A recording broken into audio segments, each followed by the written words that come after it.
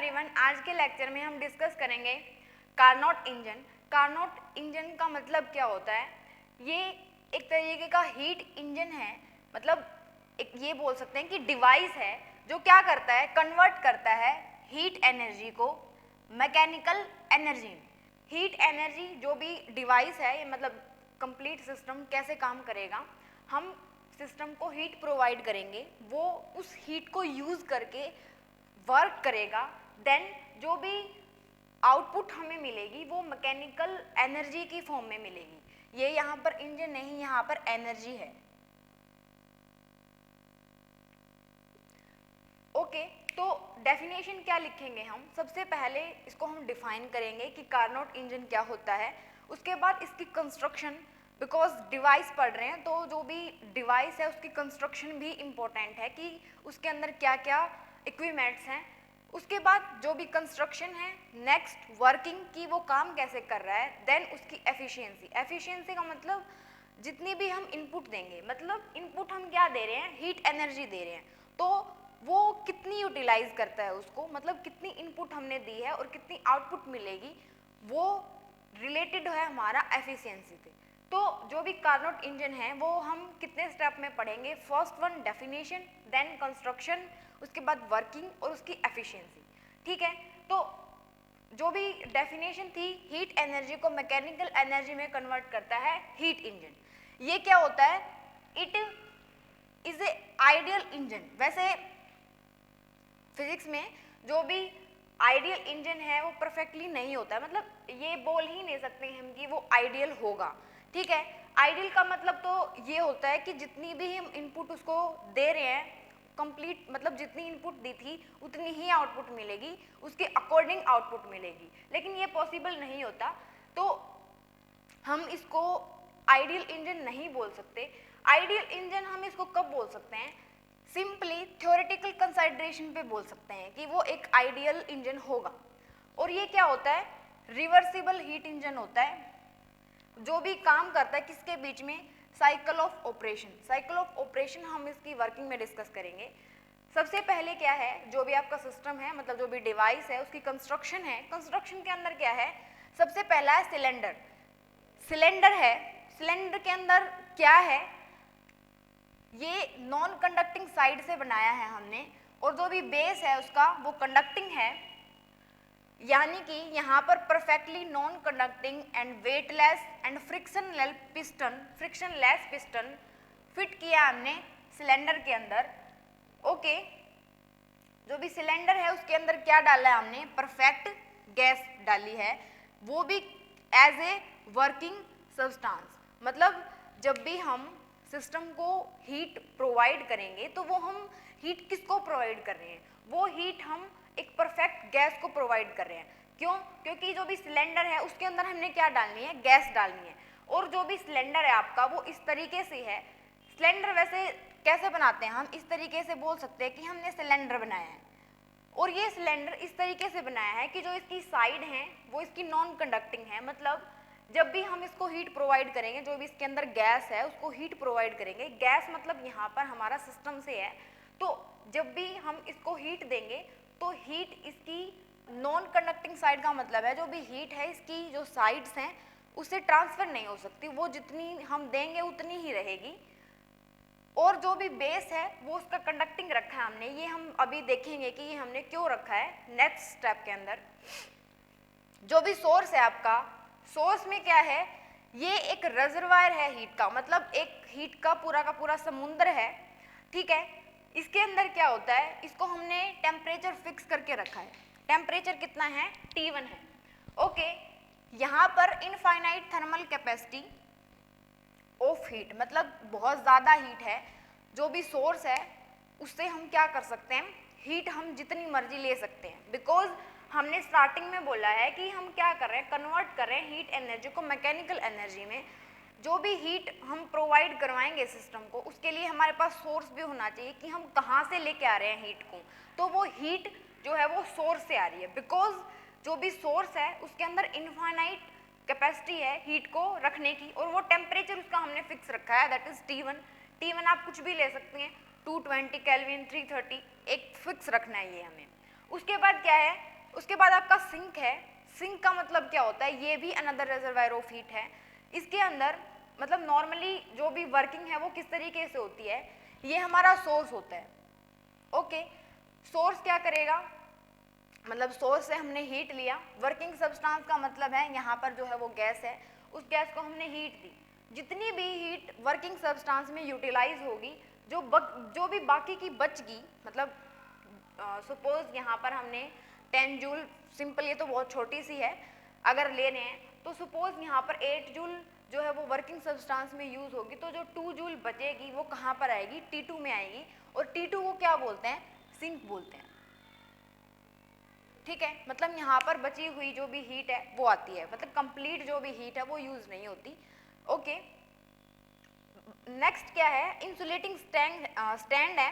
जो भी आपका सिलेंडर है, मतलब सिलेंडर मतलब जिसके अंदर गैस है, जिस सिस्टम पे हमें काम करना है, जो भी सिलेंडर है उसका बेस हमने क्या रखा है, सॉरी, जो भी बेस है सिलेंडर का is kept on this stand.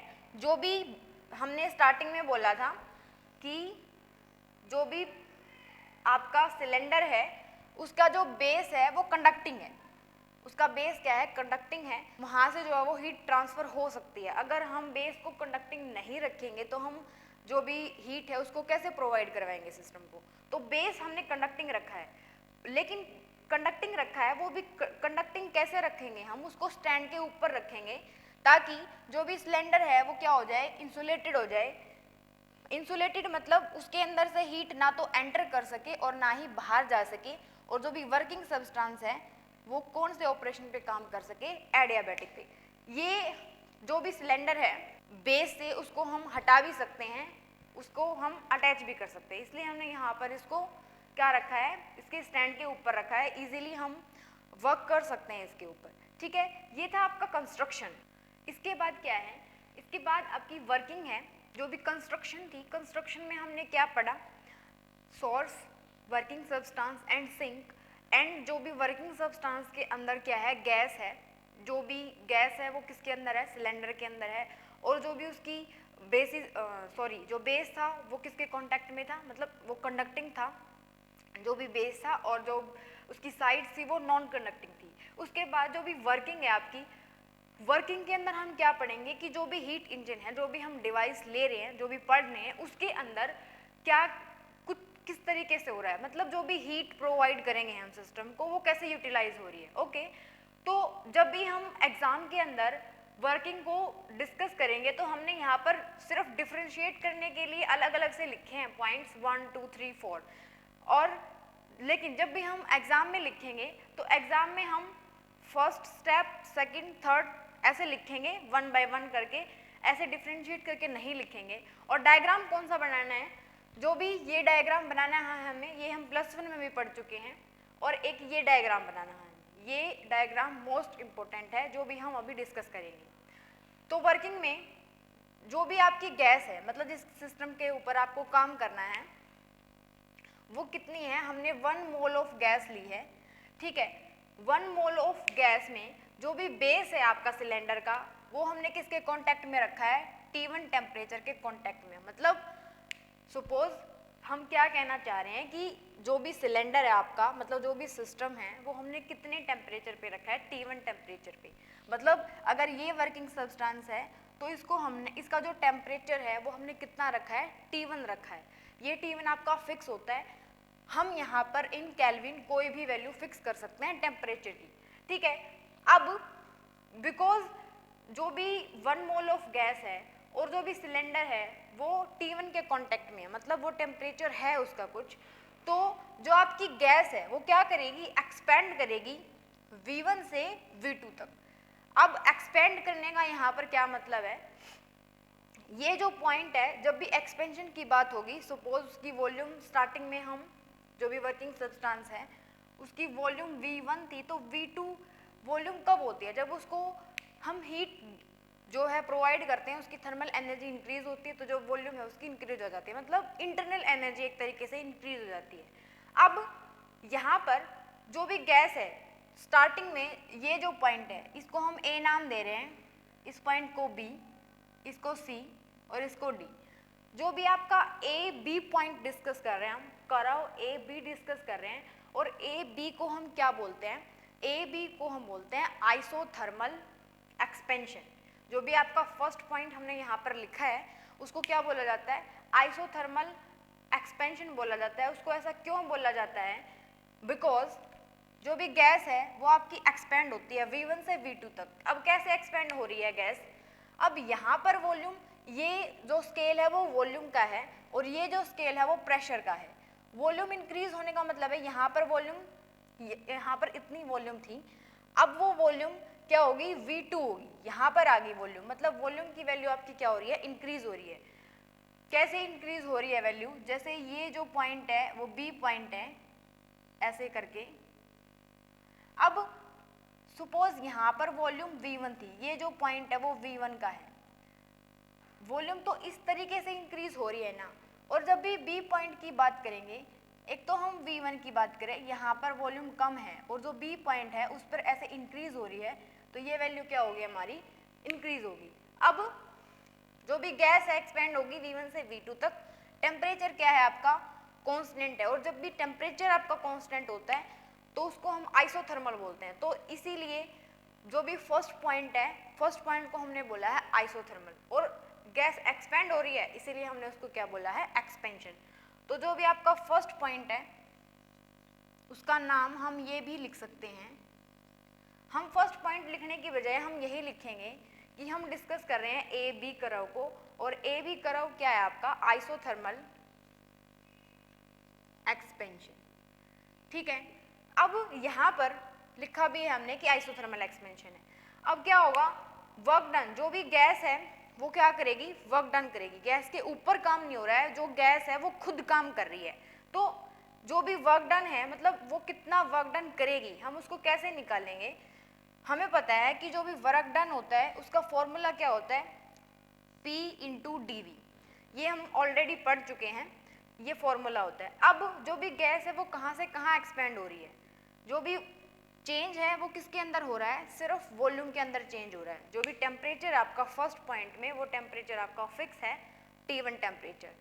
अब यहाँ पर आइसोथर्मल एक्सपेंशन के अंदर P इंटू डी वी है, चेंज सिर्फ वॉल्यूम के अंदर हो रहा है। यहाँ पर वॉल्यूम के अंदर चेंज क्यों हो रहा है, बिकॉज टेम्परेचर जो भी है, मतलब एक टेम्परेचर पे काम कर रहे हैं, टेम्परेचर की वजह से उसकी इंटरनल एनर्जी इंक्रीज होगी, और इंटरनल एनर्जी इंक्रीज होगी तो वॉल्यूम भी इंक्रीज होगी। यहाँ पर अगर हम, मतलब यहाँ से हम यहाँ पर कैसे पहुँचे, इस पॉइंट को डिस्कस करते हैं। मतलब work done by the system हमने कैसे निकाला, जो भी एक equation PV equals to RT, ये वैल्यू हम पढ़ चुके हैं। यहाँ पर वैसे N भी होता है, लेकिन N यहाँ पर 1 मोल गिवन है, इसीलिए हम यहाँ पर 1 रखेंगे। तो यहाँ से अगर हम P की वैल्यू निकालें तो P की वैल्यू क्या आएगी, RT divided by V।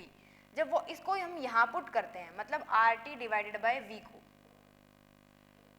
RT divided by V को, अब यहाँ से बिकॉज टेम्परेचर कितना रखा है हमने, T1 रखा है, तो यहाँ पर हम लिखेंगे T1। R कांस्टेंट होता है तो इसलिए हम इसको बाहर रखेंगे। यहाँ इस पॉइंट से हम यहाँ पर कैसे पहुँचे, RT1, ये हमारी वैल्यू फिक्स है, ये चेंज नहीं होगी। सिंपली कितना है, dV डिवाइडेड बाय V, और इसका इंटीग्रेशन। और ऐसे फंक्शन का इंटीग्रेशन कैसे होता है, जब dV ऊपर और नीचे V है तो उसका इंटीग्रेशन डायरेक्ट होता है, लॉगरिथम EV होता है। तो यहाँ से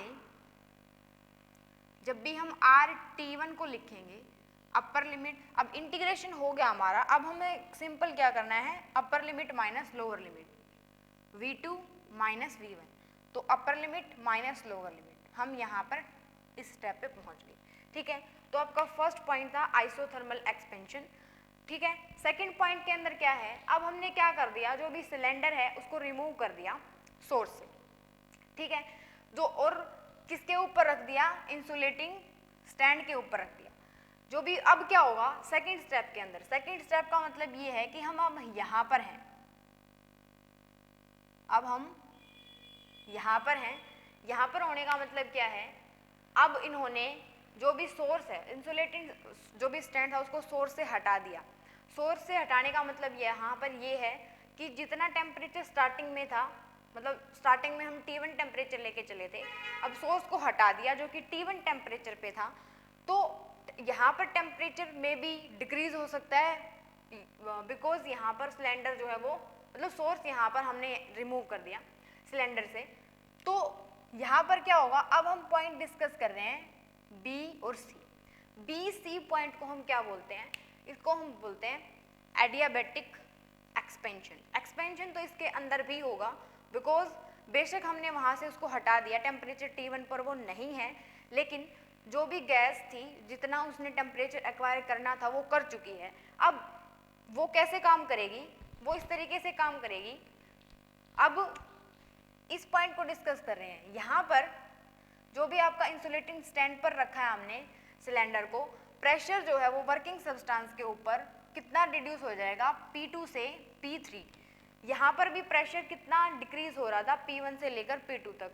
अब P1 यहाँ पर जितनी भी वैल्यू थी अब यहाँ पर डिक्रीज हो रही है, जो भी P2 की वैल्यू है। डिक्रीज कैसे हो रही है, बिकॉज यहाँ पर वैल्यू हाई थी, ये इंक्रीजिंग का स्केल है। इंक्रीजिंग का स्केल है तो मतलब ये जो पॉइंट है ये यहाँ पर डिक्रीज वाला पॉइंट है और ये इंक्रीज वाला पॉइंट है। तो V1 सॉरी जो भी V1 है वो इंक्रीज हो रही है और जो भी P1 है मतलब जो भी आपका प्रेशर है वो डिक्रीज हो रहा है। यहाँ से इस पॉइंट पे भी ऐसा ही है, जब भी P2 की बात कर रहे हैं और P3 की बात कर रहे हैं तो वो भी डिक्रीज हो रहा है। कैसे डिक्रीज हो रहा है, इस पॉइंट की बात करते हैं। ये पॉइंट कहाँ है, यहाँ पर। P3 पॉइंट कहाँ है, प्रेशर वाले स्केल में यहाँ पर है। अब ये वैल्यू इस वैल्यू से तो ज़्यादा होगी बिकॉज ये जो प्रेशर है मतलब ये जो स्केल है वो इंक्रीजिंग वाला स्केल है।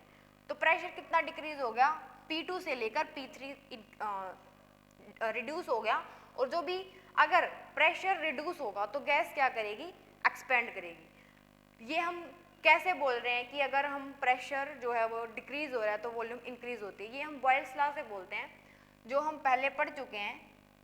बॉयल्स लॉ के अकॉर्डिंग क्या होता है, जो भी P होता है आपका वो इन्वर्सली प्रोपोर्शनल होता है V के, और टेम्परेचर यहाँ पर फिक्स होता है। लेकिन यहाँ पर टेम्परेचर जो है वो फिक्स नहीं है, यहाँ पर जो भी हीट है वो फिक्स है। इसीलिए हम इसको क्या बोलते हैं, सेकेंड स्टेप को बोलते हैं एडियाबैटिक एक्सपेंशन।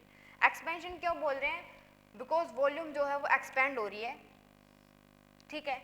और एडियाबैटिक कंडीशन मतलब जितनी भी सिस्टम के पास हीट है वो हीट कहीं नहीं जा रही है, मतलब एक्सचेंज नहीं हो रही है। जो भी एडियाबैटिक एक्सपेंशन जो भी हीट है आपकी वो कांस्टेंट है।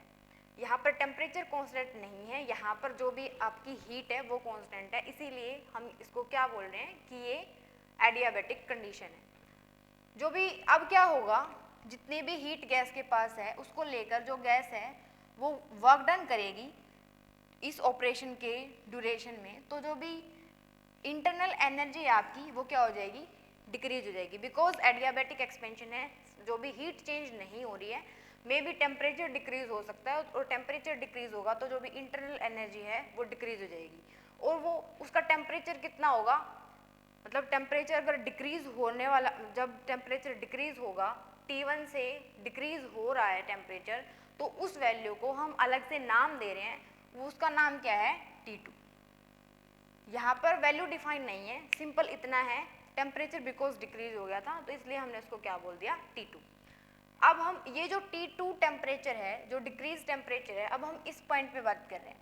मतलब अब टेम्परेचर क्या होगा, डिक्रीज। यहाँ पे टेम्परेचर अगर T1 था तो यहाँ पर जब अब टेम्परेचर की बात करेंगे तो वो टेम्परेचर कितना है, T2 है। अब यहाँ पर इस स्टेप के बाद हम वर्क डन कैसे निकालेंगे, वर्क डन कौन सा, जो गैस ने किया है, ठीक है, जो गैस ने किया है वो वर्क डन निकालेंगे।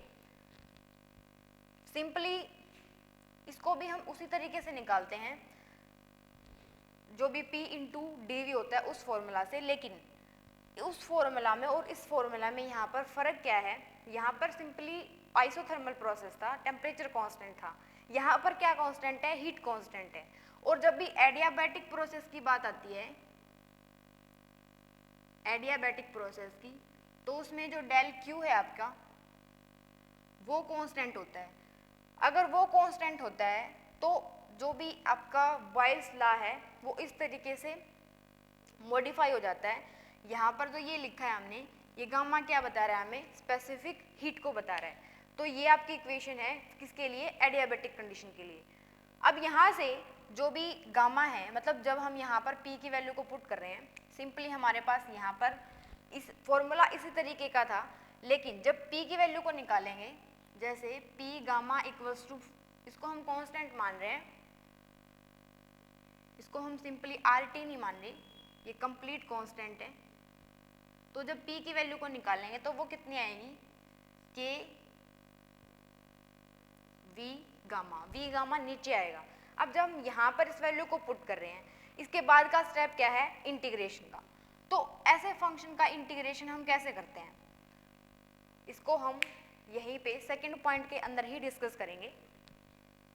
जो भी वर्क डन है W2 इक्वल्स टू K, ये ऊपर जाएगा तो ये हो जाएगा माइनस गामा इंटू dV।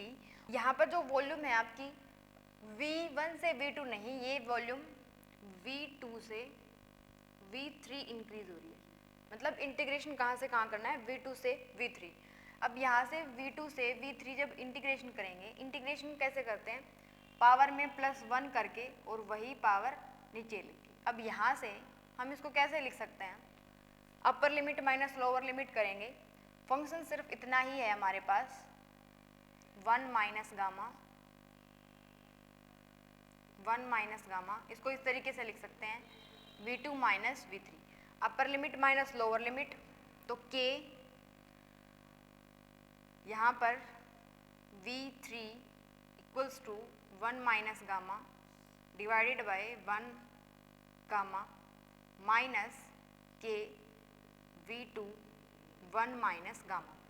जब हम इसको लिखेंगे, इसको हम इस फॉर्म में लेके आएंगे, जो भी PV इक्वल्स टू कॉन्स्टेंट माना था हमने, अगर उस फॉर्म में लिखेंगे इसको, तो इसको हम कैसे लिख रहे हैं, बिकॉज यहाँ पर V3 ये किसके साथ है, जो भी अगर हम इसको अलग से लिखें 1 माइनस गामा, एक जो पावर है वो यहीं पर है और जो एक पावर है V3 की वो नीचे आएगी, इसी तरीके से ये पावर एक नीचे आएगी। अब यहाँ से जब हम यहाँ से इस वैल्यू को इसकी वैल्यू को निकालेंगे तो वैल्यू क्या आएगी आपकी P3, या फिर हम डायरेक्ट लिख सकते हैं जो भी आंसर है आपका R T1 minus T2 gamma minus 1। यहाँ से हमें सिंपली जो वैल्यू है उसको रीअरेंज करना है। इस स्टेप से इस स्टेप पर हम कैसे पहुँचे हैं, जस्ट रीअरेंज करके किस तरीके से, इसको भी हम रब कर देते हैं, ये हमारा लास्ट का रिजल्ट आने वाला है। यहाँ पर अगर मैं K V3 की पावर 1 है उसको एज इट इज, और एक जो V3 है उसको अगर मैं नीचे लिख दूँ, बिकॉज ये माइनस में था, तो इसको इस तरीके से लिख सकते हैं, माइनस K V2 की पावर 1 है वो 1 power as it is divided by, यहाँ पर क्या लिख सकते हैं, V2 की पावर गामा, बिकॉज ऊपर माइनस था नीचे लिख दिया तो वो प्लस हो जाएगा, नीचे क्या है 1 माइनस गामा। इतनी वैल्यू को अगर हम ध्यान से देखें, ये वैल्यू कैसे रीअरेंज करी, इसको मैं यहाँ पर P3 पुट कर रही हूँ, क्यों, बिकॉज अगर मैं ये मान लूँ P3 और V की power gamma equals to constant है, ये तो स्टैंडर्ड इक्वेशन है, स्टार्टिंग में पढ़ चुके हम। तो यहाँ से अगर P3 मतलब K divided by V3 gamma, इस वैल्यू को अगर हम P3 पुट कर दें तो यहाँ पर ये वैल्यू क्या बन जाएगी P3, डायरेक्ट किससे, जो भी एडियाबैटिक की इक्वेशन थी जो स्टार्टिंग में हमने लिखी थी उससे हम यहाँ पर क्या लिख सकते हैं P3 V3। इसी तरीके से यहाँ पर ये वैल्यू क्या हो जाएगी P2। ओके, अब यहाँ से सिंपली हमने लिख दिया 1 माइनस गामा। अब P3 V3 इस वैल्यू को भी रीअरेंज करके लिखेंगे तो वैल्यू क्या आने वाली है, R T2 minus T1 1 minus gamma, और इसको भी रीअरेंज करके लिखें तो आंसर आएगा 1 माइनस गामा। तो ये था आपका एडियाबैटिक एक्सपेंशन। जो भी थर्ड स्टेप है, थर्ड के अंदर क्या है, अब क्या कर दिया, जो भी सिलेंडर था उसका अब यहाँ पर जो सेकंड था उसमें जो सिलेंडर था वो रिमूव कर दिया था। यहाँ पर जो भी सिलेंडर का बेस है वो दोबारा किसके कांटेक्ट में रख दिया, सिंक में, सिंक के कांटेक्ट में। सिंक के कांटेक्ट में रखने का मतलब ये है जो भी सोर्स था उसका भी जो टेम्परेचर था वो T1 पे रखा था हमने, और जो भी सिंक था सिंक को भी हमने T2 टेम्परेचर पर रखा था। तो इसका मतलब क्या है, अब यहाँ पर क्या आ गया, टेम्परेचर और आ गया, लेकिन यहाँ पर टेम्परेचर कितना था, T2, जो भी सिंक का टेम्परेचर था वो T2 था। अब जो भी सिलेंडर है उसको किसके कांटेक्ट में रखा है हमने, सिंक के कांटेक्ट में। तो क्या होगा, जो भी अब हमने जो भी सिस्टम है आपका, अब सिस्टम ने हीट ली थी Q1 सपोज, वर्किंग सब्सटेंस पे जितना भी उसने काम करना था, वर्क जितना करना था वो कर चुका, बाकी की हीट उसने किसको प्रोवाइड कर दी, सिंक को, जो कि T2 टेम्परेचर पे था। अब थर्ड स्टेप के अंदर मतलब ये इस तरीके से इतना प्रोसेस, ये पॉइंट और ये पॉइंट सिंपली ABC, ये इस तरीके से डिस्कस हो चुका। अब ये कैसे चल रहा है, उल्टा चल रहा है, मतलब अब जो सिलेंडर है वो किस पे रखा है, सिंक 2 पे रखा है। अब क्या करेगा, अब तक तो हम गैस के ऊपर काम कर रहे थे, जो भी जितनी भी हीट थी उसने जो भी गैस थी उसके ऊपर काम किया था। अब जो भी गैस है वो क्या करेगी, गैस वर्क डन करेगी। अब तक हमने लिखा था work done by gas, gas ने किया था, अब हम उसके ऊपर काम करेंगे। जो भी प्रेशर है पहले क्या हो रहा था, डिक्रीज हो रहा था, अब हम क्या कर सकते हैं, प्रेशर को इंक्रीज कर सकते हैं, बिकॉज अब सिस्टम के ऊपर काम कर रहे हैं, सिस्टम काम नहीं कर रहा है। ओके, तो यहाँ पर जब भी हम सिंक पे रखेंगे तो प्रेशर कितना हो जाएगा उसका, P3 से P4, और वॉल्यूम डिक्रीज हो जाएगी और प्रेशर इंक्रीज हो जाएगा। तो वर्क डन कितना होगा गैस के ऊपर, गैस के ऊपर काम होने का मतलब ये है, और प्रेशर इंक्रीज होने का मतलब ये है, सपोज ये गैस मान रहे थे हम, इसका पिस्टन यहाँ पर था, प्रेशर इंक्रीज कर दिया तो ये जो भी पिस्टन थी वो यहाँ पहुँच जाएगी। तो प्रेशर स्टार्टिंग में सपोज P1 था, यहाँ पर P3 था सपोज, तो वो P4 हो जाएगा, मतलब इंक्रीज हो गया प्रेशर। ठीक है, डायग्राम से भी आराम से देख सकते हैं कि कैसे इंक्रीज हो गया। अगर हम इस पॉइंट की बात कर रहे हैं और इस पॉइंट की बात कर रहे हैं तो इजीली स्केल से देख सकते हैं। अब यहाँ पर वॉल्यूम डिक्रीज होगी, तो work done on the gas and process, because work done gas के ऊपर हो रहा है, मतलब ठीक है, तो गैस क्या करेगी, कंप्रेस करेगी। अब तक क्या हो रहा था, सिस्टम खुद काम कर रहा था, तो प्रेशर क्या हो रहा था, सॉरी जो भी वॉल्यूम थी वो इंक्रीज हो रही थी, तो मतलब एक्सपेंशन हो रहा था। लेकिन अब हम उसके ऊपर काम कर रहे हैं तो कंप्रेशन होगा, बिकॉज प्रेशर लगा के उसको जो भी वॉल्यूम है उसको डिक्रीज कर रहे हैं, तो जो गैस है वो क्या हो जाएगी, कंप्रेस हो जाएगी। इसीलिए जो भी ये स्टेप है इसको हम क्या बोलते हैं, आइसोथर्मल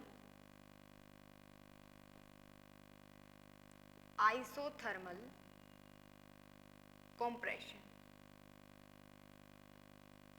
क्योंकि वॉल्यूम डिक्रीज हो रही है तो इसलिए हमने इसको कंप्रेशन बोल दिया। और आइसोथर्मल क्यों बोला, बिकॉज ये भी एक फिक्स टेम्परेचर पे है जो कि T2 है। पहले के कंपैरिजन में ठीक है कि वो T1 था, लेकिन यहाँ पर अब क्या है, वो T2 है। तो यहाँ से हम क्या बोल सकते हैं कि टेम्परेचर T2 है, वॉल्यूम का पता चल गया, हमें प्रेशर का पता चल गया, तो work done on the system कैसे निकालेंगे, उसको हम V3 बोल रहे हैं। वो कैसे निकलेगा, P इंटू DV। यहाँ पर भी सिंपली फर्स्ट स्टेप की तरह P की वैल्यू को पुट करेंगे तो हमारे पास एक्सप्रेशन आ जाएगा ये। यहाँ पर जो नेगेटिव साइन है वो क्या इंडिकेट कर रहा है कि work done is on the system, कि सिस्टम के ऊपर काम हो रहा है, सिस्टम काम नहीं कर रहा, खुद सिस्टम के ऊपर काम किया जा रहा है, तो ये नेगेटिव साइन यहाँ पर ये शो कर रहा है।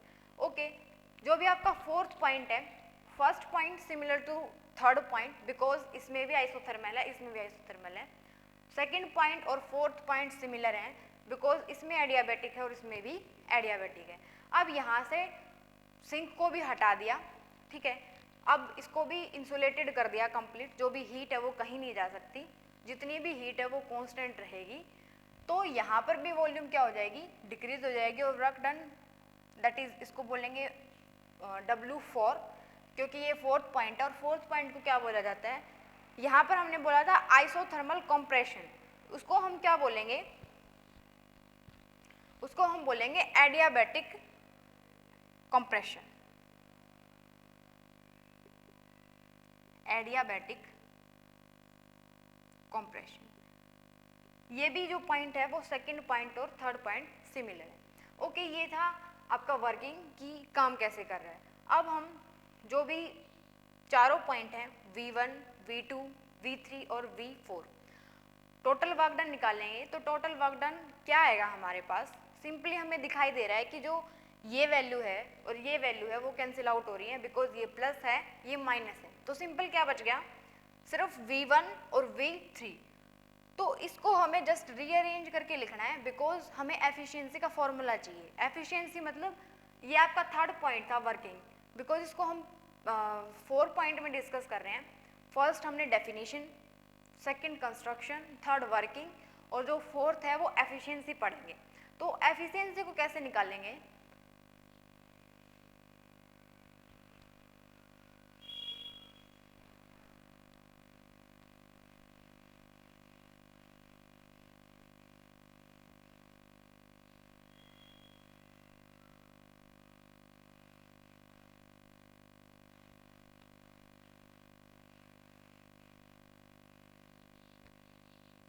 यहाँ से अगर हम टोटल वर्क डन निकाल लें तो वो कितना आएगा हमारे पास, जो टोटल वर्क डन है वो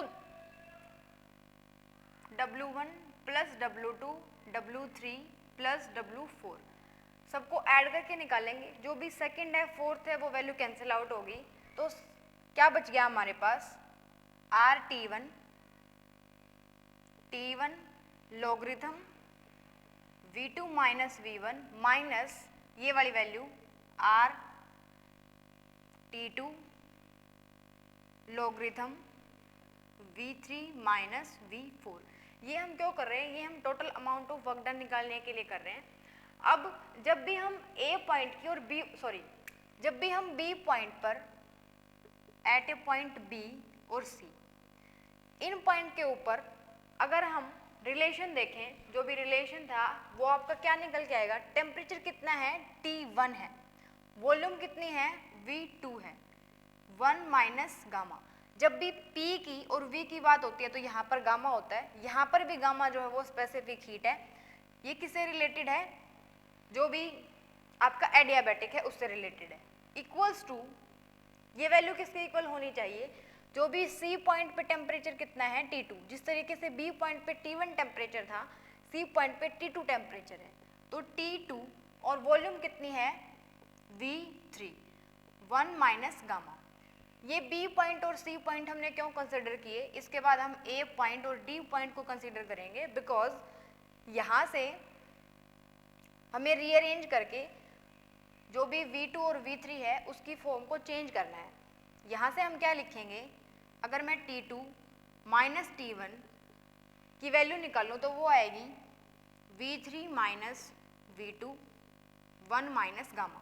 अगर हम इसी तरीके से A पॉइंट और D पॉइंट की बात करें, A पॉइंट की बात कर रहे हैं तो टेम्परेचर कितना है T1, वॉल्यूम कितनी है V1, 1 minus gamma equals to, जब भी D पॉइंट की बात कर रहे हैं तो टेम्परेचर कितना है T2 और जो वॉल्यूम है वो कितनी है V4, 1 माइनस गामा।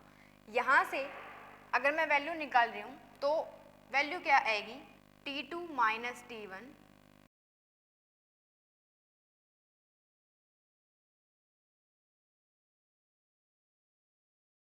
इसके बाद क्या है, दोनों इक्वेशन से, मतलब इसको हम इक्वेशन स्टार मान लें, उसको इक्वेशन स्टार 1 मान लें, तो दोनों इक्वेशन से अगर लेफ्ट हैंड साइड इक्वल है तो राइट भी क्या होंगे इक्वल, और पावर क्या हो जाएंगी कैंसिल, क्योंकि इक्वल टू में पुट करेंगे। तो यहाँ से हम क्या बोल सकते हैं कि जो भी V3 है, V3 divided by V2 equals to V1 divided by V4। Rearrange करने के बाद V2 divided by V1 equals to V3 divided by V4 के इक्वल आना चाहिए। अब यहाँ से ये कैसे लिखा है हमने, इसको रीअरेंज करके, रीअरेंज जब करेंगे, एक मिनट, यहाँ पर हमने T2 की वैल्यू निकाली थी, T2 डिवाइडेड बाय T1 किया था, तो यहाँ पर V2 आएगा और यहाँ पर V3 आएगा। तो इसी तरीके से यहाँ पर V2 आएगा और यहाँ पर V3 आ जाएगा। तो ये इसके नीचे चला जाएगा, ये मतलब दोनों एक्सचेंज हो जाएंगे, तो इसको ऐसे लिख सकते हैं। इसके बाद हम क्या कर सकते हैं, V2 माइनस V1 या फिर V3 माइनस V4 की जगह पे हम V2 माइनस V1 पुट कर सकते हैं, बिकॉज ये वैल्यू इसके इक्वल है। तो अगर हम यहाँ पर V2 माइनस V1 पुट कर दें तो इसको हम कैसे लिख सकते हैं, R लोगरिथम, जो भी R log V2 minus V1 है वो दोनों में कॉमन है, तो यहाँ से V2 डिवाइडेड बाई V1, ये वैल्यू क्या बच गई, T1 माइनस T2। ये क्या आ गया, हमारा वर्क डन आ गया। अब यहाँ से हम एफिशिएंसी को कैसे निकालेंगे, फोर्थ पॉइंट बच गया आपका। फोर्थ पॉइंट क्या है, एफिशिएंसी। एफिशिएंसी का मतलब क्या है कि सपोज आपने Q amount of heat provide की, तो उसकी आउटपुट क्या आई। तो यहाँ से अगर हम एफिशिएंसी की बात करें, ईटा, इसको हम ईटा बोलेंगे, ये आपकी एफिशिएंसी है। एफिशिएंसी किसकी, कार्नोट इंजन की। तो वो किसके इक्वल होगी, इनपुट, मतलब कितनी इनपुट हमने दी थी, हमें कितनी आउटपुट मिली है, दोनों का रेशियो क्या कहलाता है, एफिशिएंसी। तो इनपुट हमने सपोज हमने Q प्रोवाइड की है, आउटपुट हमें कितनी मिलेगी, वो डिपेंड करता है कि उसने जो भी सिस्टम है उसने कितनी यूटिलाइज की है। तो यहाँ से कितनी यूटिलाइज करेगा वो, मतलब नेट, यहाँ पर हमें नेट लिखनी है कि आउटपुट कितनी मिली। अब Q सपोज कि वो Q1 अमाउंट लेके Q2 अमाउंट तक वर्क करता है, तो भी आपका टोटल वर्क डन है वो कैसे निकलेगा, मतलब टोटल नहीं, मतलब यहाँ पर नेट जो है, नेट वर्क डन हम कैसे निकालेंगे, Q1 में से Q2 को माइनस करके। तो यहाँ से एफिशिएंसी किसके बराबर होगी आपकी, W डिवाइडेड बाय Q। यहाँ पर जो भी Q है, Q का मतलब कितनी इनपुट हमने प्रोवाइड की है उसको, वो वैल्यू यहाँ पर सपोज आप Q1 दे रहे हो तो यहाँ पर आप Q1 भी लिख सकते हैं, यहाँ पर अगर Q दे रहे हैं तो उसको हम Q भी लिख सकते हैं। ओके, तो यहाँ से एफिशिएंसी कैसे निकालेंगे, W अभी हमने निकाला है, किसके बराबर है, R logarithm V2 divided by V1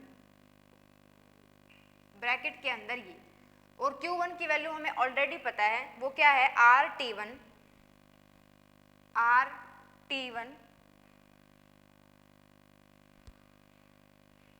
logarithm V2 divided by V1। यहाँ से R भी कैंसिल हो रहा है, लॉगरिथम से पूरी की पूरी लॉगरिथम की वैल्यू कैंसिल हो रही है, तो यहाँ से हमारे पास क्या बचेगा, T2 minus T1 divided by T1। ठीक है, तो यहाँ से इसको कैसे लिख सकते हैं हम वैल्यू को, T2 minus T1, T1 minus T2 है, T1 माइनस T2 है, तो ये हमारा T1 है, ये T2 है, तो इसको हम 1 minus T2 divided by T1 ऐसे लिखेंगे।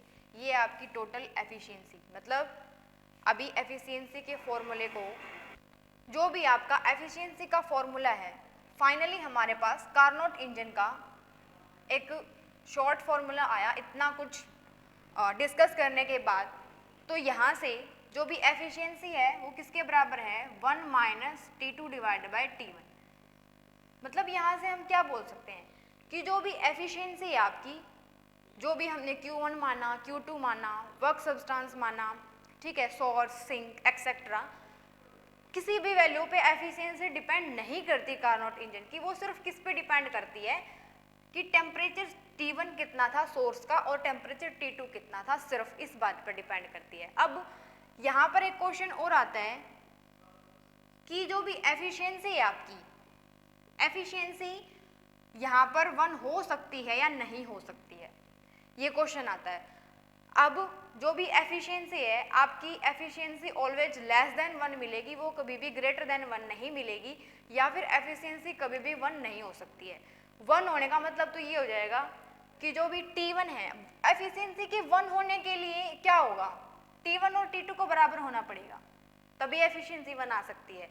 लेकिन T1 और जो T2 है वो बराबर नहीं हो सकते आपके, बिकॉज जो भी वर्किंग सब्सटेंस है, सपोज यहाँ पर T2 टेम्परेचर था, यहाँ पर T1 टेम्परेचर था, तो ऐसा पॉसिबल नहीं है कि सिर्फ एक ही टेम्परेचर की ज़रूरत पड़े या फिर एफिशिएंसी 1 आने के लिए दोनों वैल्यू इक्वल हो, बिकॉज सिंक जो है वो लेस टेम्परेचर पे है, फिक्स टेम्परेचर T2 पे है, और जो भी आपका सोर्स है वो T1 पे है।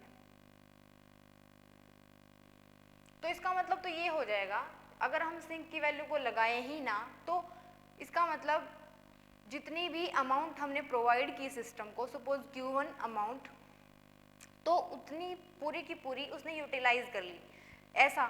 लेकिन इस तरीके की जो भी वो बोल रहे हैं हम कि पूरा का पूरा यूटिलाइज कर लेगा वो हीट को, ऐसा पॉसिबल नहीं होता। तो जो भी एफिशिएंसी है वो एफिशिएंसी आपकी ऑलवेज लेस देन 1 आती है, 1 भी नहीं आती है। अगर 1 आ जाएगी तो हम उसको ये बोल देंगे कि ये क्या है, आइडियल हीट इंजन है, लेकिन ऐसा पॉसिबल नहीं है। तो फाइनली हम एफिशिएंसी क्या लिखेंगे, 1 minus T2 divided by T1। In short में हम ये बोल सकते हैं कि जो भी कार्नोट इंजन हमने पढ़ा उसका जो रिजल्ट है वो क्या है कि एफिशिएंसी सिर्फ 2 टेम्परेचर पर डिपेंड करती है, T1 और T2 पे। इसके ऊपर न्यूमेरिकल भी आते हैं, हमें T1 गिवन होगा या T2 गिवन होगा तो हमें एफिशिएंसी निकालनी है, या फिर हमें एफिशिएंसी गिवन होगी तो T1 या T2 की वैल्यू निकालनी है। Okay, thank you.